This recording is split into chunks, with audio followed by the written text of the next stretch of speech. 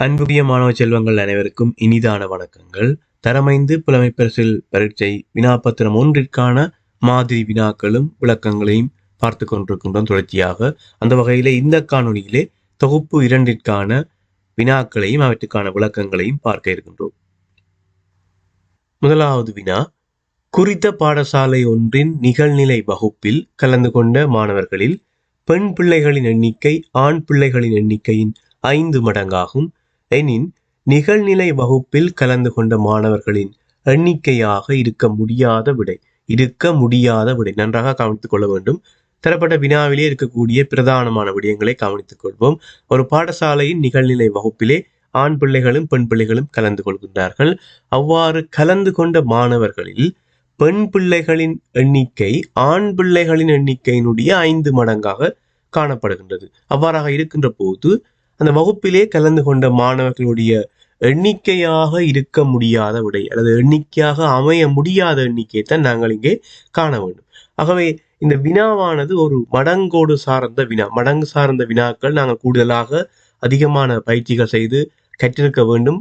ஏனென்று சொன்னால் பெரும்பாலான பரீட்சைகளிலே இந்த மடங்கு சார்ந்த வினா குறைந்தது ஒன்றேனும் இடம்பெறுவது வழமை. எனவே இந்த வினாவை கவனிப்போம். சொல்லப்பட்ட விடயத்திலே ஆண் பிள்ளைகளுடைய 5 மடங்கு, ஆண் பிள்ளைகளுடைய எண்ணிக்கையின் 5 மடங்கிலே பெண் பிள்ளைகள் கலந்து கொண்டிருக்கின்றார்கள் அந்த வகுப்பிலே.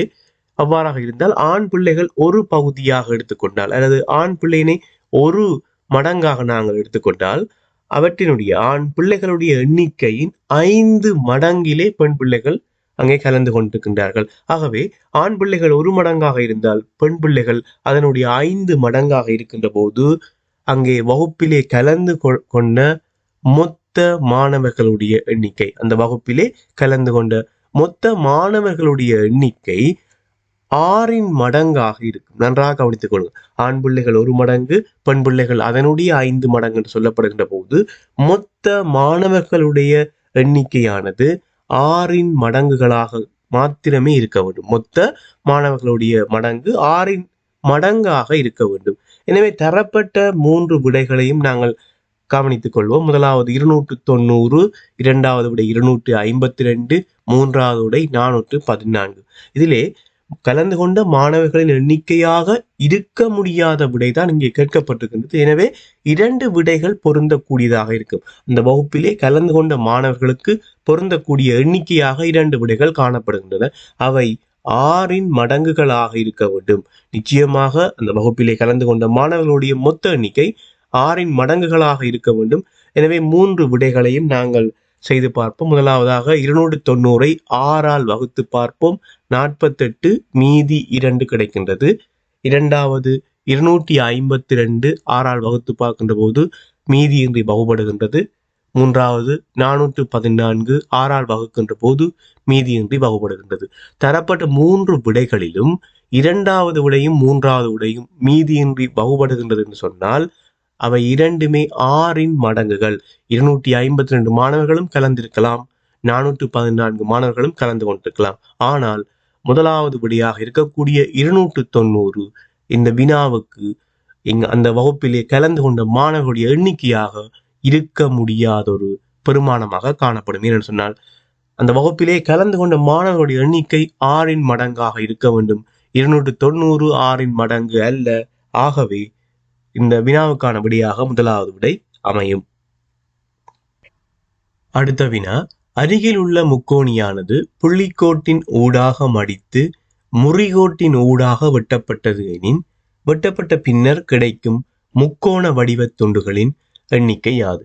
இவ்வாறான வினாக்கள் பரீட்சையிலே வருகின்ற போது நீங்கள் முக்கியமாக 2 விடயங்களை கவனிக்க வேண்டும். எவ்வாறு சொன்னால், பொதுவாக உருக்களிலே புள்ளிக்கோடுகள் தரப்படுகின்ற போது அந்த புள்ளிக்கோட்டின் ஊடாக நாங்கள் மடித்து வெட்டி உருக்களை பெற்றுக்கொள்வோம்.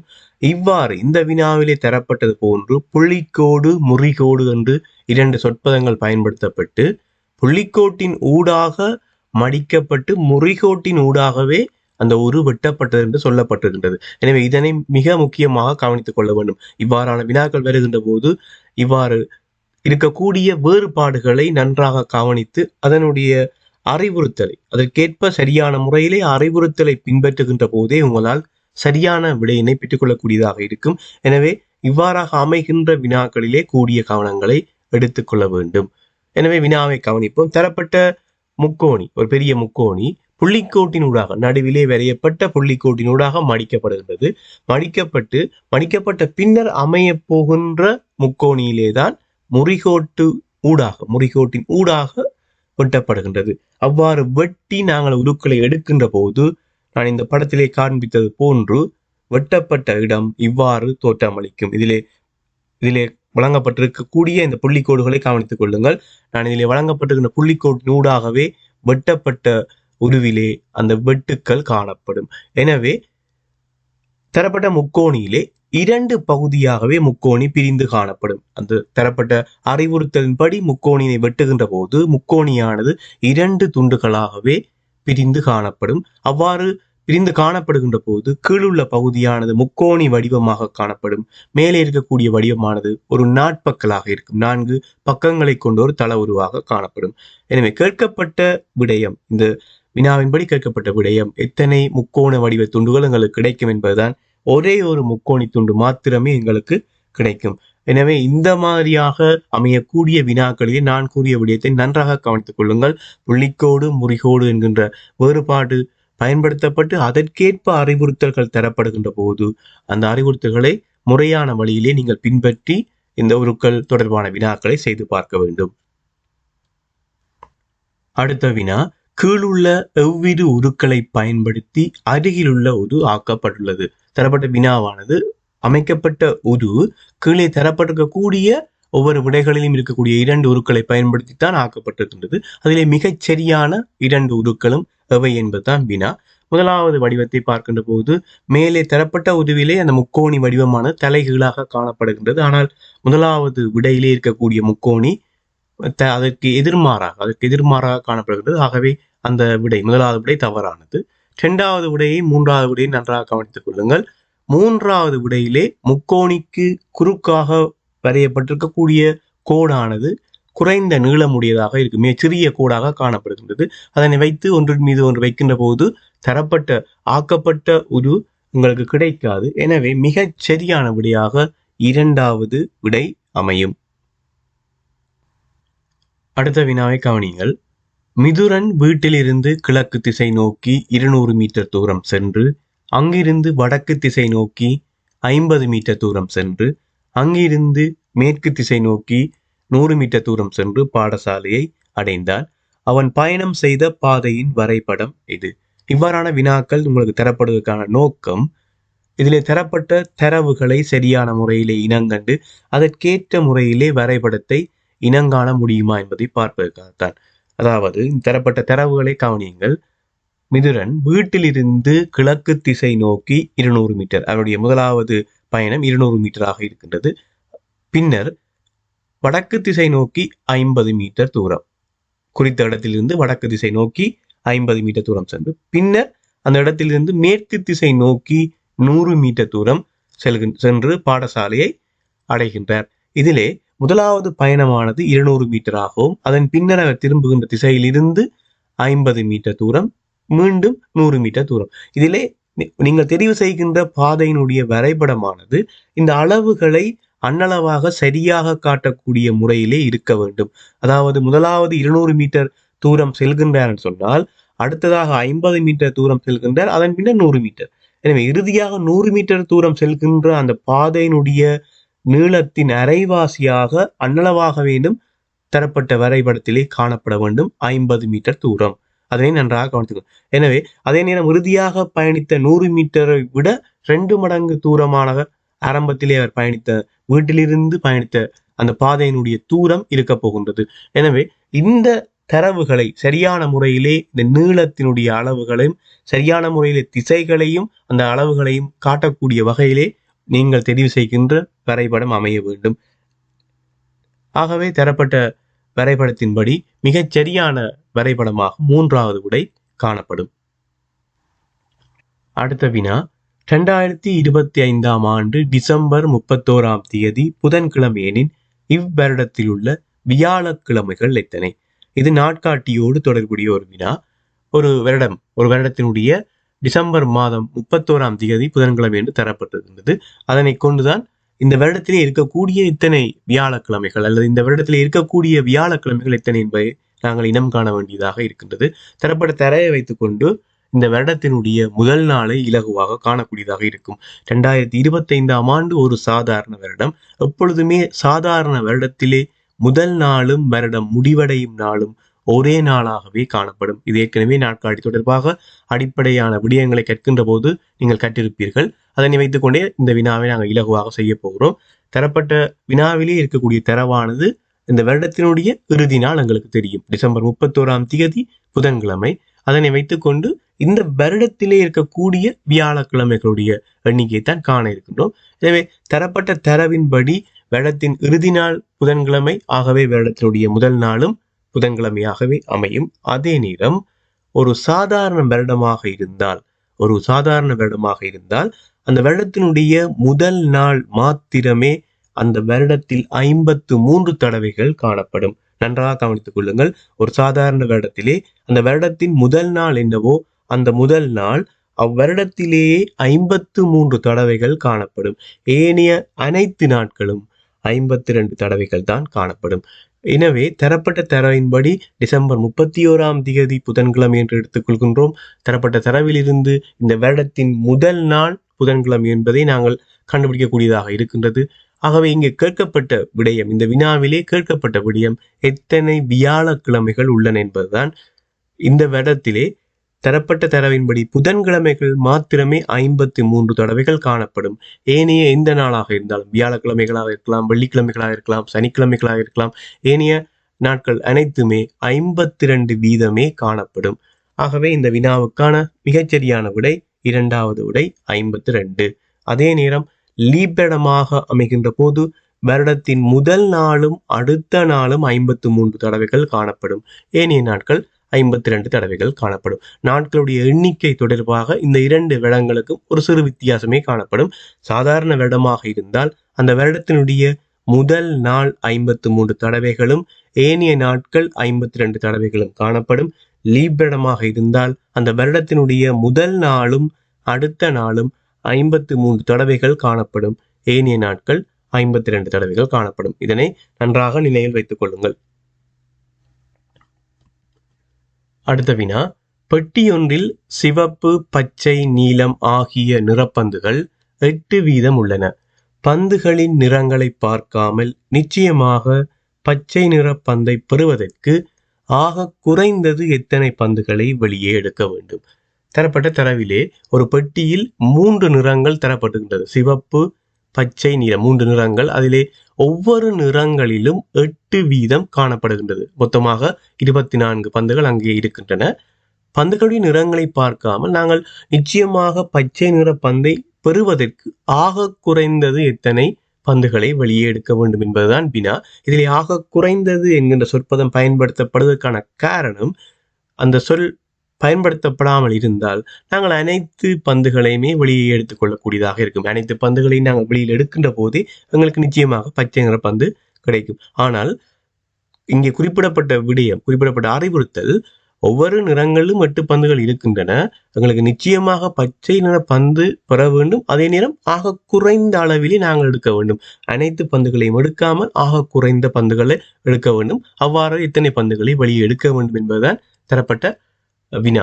எனவே எந்த நிறம் எடுக்கப்பட வேண்டுமோ அதனை தவிர்த்து ஏனைய 2 நிறங்களையும் கூட்ட வேண்டும். உதாரணமாக இந்த வினாவிலே அனைத்து நிறங்களுமே சம எண்ணிக்கையிலே காணப்படுகின்றது. எனவே நான் சிவப்பு, நீலம் இந்த இரண்டும் 8 வீதம் காணப்படுகின்றது. 2 நான் கூட்டுகின்றேன், 16. அதனோடு 1 கூட்டி மொத்தமாக 17 பந்துகளில் நான் வெளியே எடுத்துக்கொள்ள வேண்டும். நிச்சயமாக 17 பந்துகளை நான் வெளியே எடுக்கின்ற போது அதில் குறைந்தது ஒன்றேனும் பச்சையாக இருக்கும். நன்றாக கவனித்துக் கொள்ளுங்கள். இதிலே நீங்கள் சில வழிகளில் யோசிக்கலாம். 17 பந்துகள் எடுக்கும் போதுதான் நிச்சயமாக பச்சை கிடைக்கும், அதுக்கு முதலே கிடைக்காதா என்ற எண்ணம் உங்களுக்கு வரலாம். அவ்வாறு கிடைக்கும். சில வேளைகளில் நீங்க முதலாவது பந்து எடுக்கின்ற போதே அது உங்களுக்கு பச்சையாக கிடைக்கும். ஆனால் அது ஒரு நிச்சயமாக கூற முடியாத ஒரு விடயமாக இருக்கும். சில வேளையில் 5வது பந்து எடுக்கின்ற போது உங்களுக்கு பச்சையாக கிடைக்கலாம். சில வேளை 10வது பந்து உங்களுக்கு பச்சையாக கிடைக்கலாம். ஆனால் அவையெல்லாம் நிச்சயமாக கூற முடியாதவை.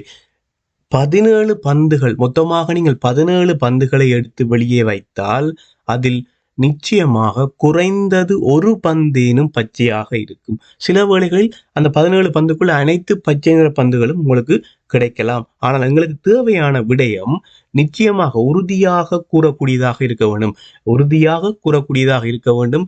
ஆக குறைந்த எண்ணிக்கை, எவ்வளவு நாங்கள் ஆக குறைந்த எண்ணிக்கையில் பந்துகளை வெளியே எடுக்கின்றோமோ அந்த எண்ணிக்கை தான் எங்களுக்கு தேவையாக இங்கே இருக்கின்றது.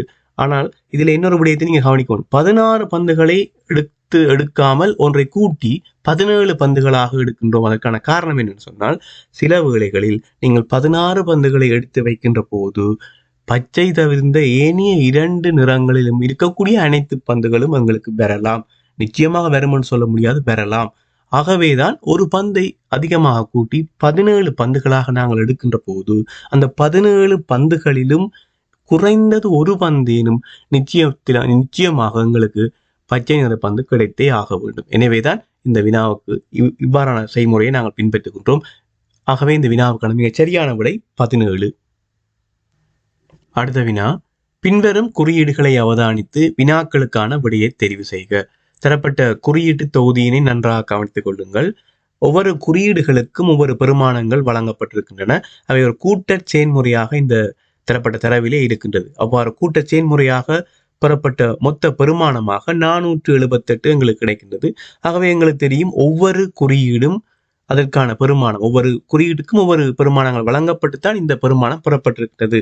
தரப்பட்ட தொகுதியிலே ஒவ்வொரு குறியீடுகளும் 2 முறை சம அளவிலே காணப்படுகின்றது. 2 முக்கோணிகள், 2 வட்டங்கள், 2 சாய் சதுரங்கள் இவ்வாறாக காணப்படுகின்றது. இவ்வாறு காணப்படுகின்ற போது முதலாவது ஒன்றினிடத்திலே அமையக்கூடிய முக்கோணியை கவனித்துக் கொள்ளுங்கள். அதிலே 2 முக்கோணிகள் 8 என்று தரப்பட்டிருக்கின்றது. அவ்வாறு தரப்பட்டிருக்கின்ற போது நீங்கள் 4 என்ற முடிவுக்கு வரக்கூடாது முதலிலே. ஏனென்று சொன்னால் அதிலே 2 வகையான பெருமானத்தை அந்த குறியீடு பெற்றுக்கொள்ளும். 2 வகையாக பெற்றுக்கொள்ளும். எவ்வாறு சொன்னால், ஒன்று 4 என்று எடுத்துக்கொள்ள வேண்டியிருக்கும். அடுத்ததாக 9 ஏனென்று சொன்னால் 9 18 என்கின்ற அமைப்பிலே கிடைக்கும். 8 இங்கே ஒன்றினத்து பெருமானமாக இருந்து 1 10 சேர்ந்து கொள்ளும். ஏனென்று சொன்னால் இந்த குறியீட்டு தொகுதியானது ஒரு கூட்டற் செயன்முறை. நன்றாக கவனித்துக் கொள்ளுங்கள். தரப்பட்ட குறியீட்டு தொகுதியானது ஒரு கூட்டற் செயன்முறை. அந்த கூட்டற் செயன்முறைய விடைதான் இங்கே வழங்கப்பட்டிருக்கின்றது. 478 என்பது அந்த பெருமானங்கள், குறியீடுகளுக்கு பெருமானங்கள் வழங்கப்பட்டு அவற்றிலிருந்து பெறப்பட்ட பெருமானம் தான், மொத்த பெருமானம் தான் 478. ஆகவே நடுவிலே இருக்கக்கூடிய 2 வட்டங்களுக்கான பெருமானம் இங்கே 7 என்று தரப்படுகின்ற போது உங்களுக்கு முதலாவது ஒரு விடயம் தெளிவாக விளங்கிக் கொள்ள வேண்டும். முக்கோணிக்கான பெருமானம் 9 என்பது. ஏனென்று சொன்னால் 2 வட்டங்கள் கூட்டப்படுகின்ற போது 7 என்கின்ற ஒற்றை பெருமானம் அமையாது, ஒருபோதுமே அமைய முடியாது. ஏனென்று சொன்னால் 2 பெருமானங்கள் அல்லது 2 குறியீடுகள் கூட்டப்படுகின்ற போது ஒரே பெருமானங்கள், 2 சமனான பெருமானங்கள் அல்லது 2 சமனான குறியீடுகள் கூட்டப்படுகின்ற போது கிடைக்கக்கூடிய பெருமானம் எப்பொழுதும் இரட்டை எண்ணாகவே காணப்படும். இங்கே 2 வட்டங்களும் 7 என்கின்ற பெருமானத்தை பெறுகின்றது என்று சொன்னால் ஒன்றிடத்து இருந்து பெருமானம் இங்கே பெறப்பட்டுள்ளது என்பதுதான் அதற்கான விளக்கம். ஆகவே முக்கோணிக்கான பெருமானமாக 9 அமையும், 4 அமையாது. இந்த வினாவின்படி முக்கோணிக்கு 4 அமையாது. இதனை நன்றாக விளங்கிக் கொள்ளுங்கள். இவ்வாறான குறியீடுகளை பயன்படுத்தி கூட்டச் செயல்முறையாக இருக்கலாம், கழித்தல் செயல்முறையாக இருக்கலாம், இப்படி கணித செய்கைகளை பயன்படுத்துகின்ற போது இங்கே நான் குறிப்பிட்ட இந்த விடயத்தை நன்றாக கவனித்துக் கொள்ளுங்கள். ஆகவே தரப்பட்ட தொகுதியில் இருந்து முக்கோணிக்கான பெருமானம் 9, வட்டத்துக்கான பெருமானம் 3, சாய்சரத்துக்கான பெருமானம் 2 என்பதை பெற்றுக்கொள்ளக்கூடியதாக இருக்கும். எனவே முதலாவது வினாவை கவனிப்போம். இங்கு முக்கோணியின் பெருமானம் எவ்வளவு? தரப்பட்ட தரவிலே நாங்கள் ஏற்கனவே கண்டுபிடித்திருக்கின்றோம். முக்கோணிக்கான பெருமானம் 9. 3 பெருமானங்கள், 3 குறியீடுகளையும் பெருக்கின்ற போது பெறக்கூடிய பெறுமதியாக 54 எங்களுக்கு கிடைக்கும். 9 தர 3 தர 2, 3 பெருமானங்களை பெருக்கின்ற போது 54 எங்களுக்கு விடையாக அமையும்.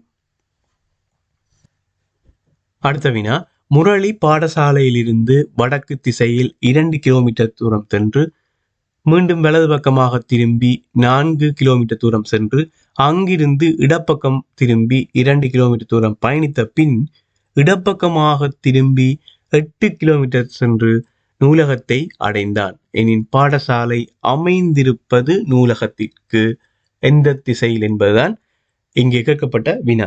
தரப்பட்ட விடயங்களை நாங்கள் வரைபடமாக குறித்துக் கொள்வோம். முரளி பாடசாலையிலிருந்து வடக்கு திசையில் 2 கிலோமீட்டர் தூரம் செல்கின்றான். அதன் பின்னர் வலப்பக்கமாக திரும்பி 4 கிலோமீட்டர் தூரம் செல்கின்றான். பின்னர் அங்கிருந்து இடது பக்கமாக திரும்பி 2 கிலோமீட்டர் தூரம் சென்று பின் இடது பக்கமாக திரும்பி 8 கிலோமீட்டர் தூரம் சென்று நூலகத்தை அடைகின்றான். இதிலே ஒரு விடயத்தை கவனித்துக் கொள்ளுங்கள். இவ்வாறு நீங்கள் ஒரு அன்னளவாக படங்களை குறிக்கின்ற போது தரப்பட்ட அளவுகளுக்கு ஏற்ப குறித்து பழக வேண்டும். ஏனென்று சொன்னால் அவ்வாறு நீங்கள் குறிக்க தவறுகின்ற போது திசைகள் சரியான முறையிலே உங்களுக்கு கிடைக்காமல் போகலாம். இதிலே பாடசாலையிலிருந்து முதல் 2 கிலோமீட்டர் பின்னர் 4 கிலோமீட்டர் என்று சொல்லப்படுகின்ற போது முதல் பயணித்த அந்த அளவு தூரத்தை விட 2 மடங்கு அந்த கோட்டினுடைய தூரம் இருக்க வேண்டும். அன்னளவாக இருக்க வேண்டும், சரியாக இருக்க வேண்டும் என்று அர்த்தமில்லை. அன்னளவாக இருந்தால் போதுமாக இருக்கும். அதே இறுதியாக ஒரு 8 கிலோமீட்டர் பயணிக்கிறார் என்று சொல்லி சொன்னால் அதனுடைய கோடானது, நீங்கள் வரைகின்ற கோடு அல்லது நீங்கள் வரைகின்ற வரைபடமானது அவருடைய மொத்த தூரங்கள், ஒவ்வொரு தூரங்களுக்கும் இருக்கக்கூடிய கோடுகளை விட பெரிய கோடுகளாக இருக்க வேண்டும்.